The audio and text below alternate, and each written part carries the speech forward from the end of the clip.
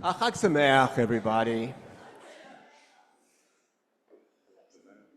Pesach is a holiday when we are with loved ones, when we think about loved ones that are no longer here with us. It's a very emotional time. It's a time when I certainly think about my family, and I want to begin the thoughts that I'm going to share with us this morning by reflecting on my own family of origin, my mom, my dad, my sisters. So suffice it to say that we were, and my sisters still are, and I, a very opinionated bunch. And we liked to offer our opinions about all sorts of things, and I will also add all sorts of people. And at a certain point, when my oldest sister was in high school, she was dating this guy, and she brought him home to meet the family. And we were extremely polite while he was there. And after he left, we proceeded to offer our opinions to my sister about what kind of a person he was and whether we thought she should continue the relationship with him. I was in elementary school at the time, but that didn't stop me from offering my opinions. We happened to like the guy, and we thought that he would be a very lovely match for my sister. It turns out they dated through high school, and then they broke it off, and they've remained friends throughout their lives. Now, we know this, but Passover is a good time to remind us that while many people around us are happy to offer advice, some are our friends, some are our enemies, some are somewhere in between, that ultimately we need to feel the freedom to be able to chart our own life journeys. And I'm going to reflect this morning on the repercussions of this for us as a people, and what it means for us personally, and what Passover has to do with all of this. So, in terms of us as a people, we have been on the receiving end of all kinds of opinions, some the opinions of our enemies, and some the advice of our friends.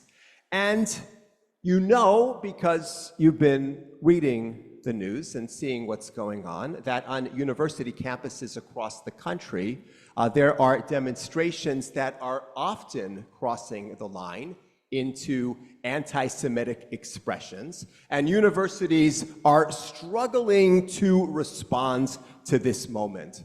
I want to share with you a response that maybe you've seen and maybe it's new for you. I believe it sheds some interesting light, and it's the response of a rabbi, Rabbi Chaviva Ner David, who devotes much of her time to dialogue with and mutual activities with Palestinians who are living in Israel, and trying to find not only common ground, but opportunities for them to join together on behalf of all of the people who live in Israel. And she wrote an open letter to the protesters at Columbia, which I believe she attended as part of her education.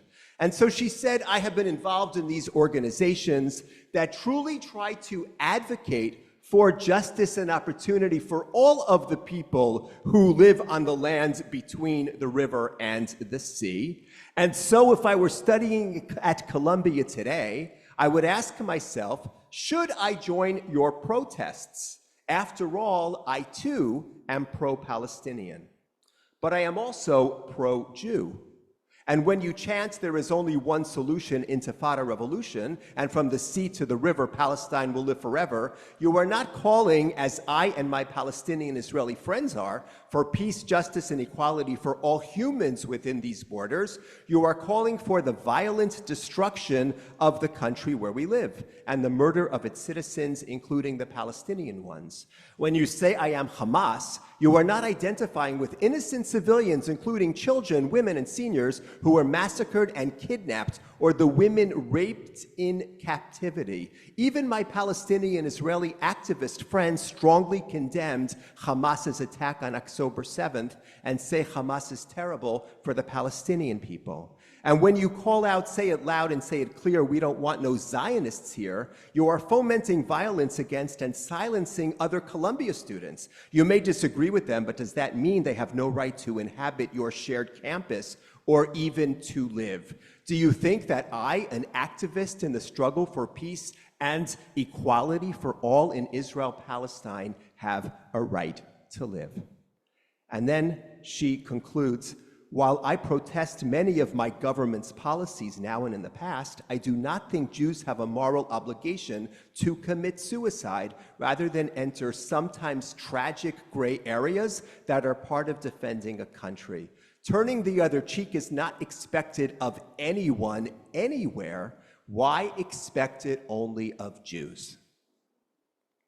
Now, you can consider her comments, and you can consider her work, and you can consider her perspective, and maybe as you would get to know all of that better, there are things that you would agree with and things that you would not agree with.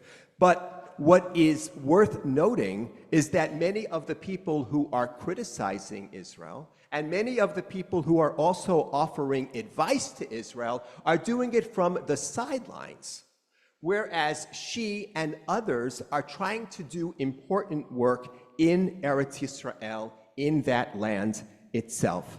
Our enemies have no interest whatsoever in our well-being, to the contrary. But even sometimes those who are friends are offering suggestions which can certainly be considered, but which need to be made in the context of understanding that Israelis and Palestinians are going to need to choose ultimately how to craft a pathway forward. Now, the way that people need to be mindful of allowing others to chart their own pathways forward works on the national scale. It also works on the personal scale. We're going to be saying Yizkor towards the end of our service. Passover is a time when we note very well who is here and who is not here. And sometimes we will, on occasion, offer advice, either spoken or unspoken, to those who are grieving about the pace of their grief, about how it might be time for them to move on. And that's a natural thing to do. We do that because we care about them. Sometimes we do that because the grief of another person is uncomfortable for us. Sometimes we do it for a combination of both factors. Through our words, through our actions, we offer all kinds of suggestions and implications. And truth be told, for somebody who is grieving, there is no timetable that another person can helpfully suggest.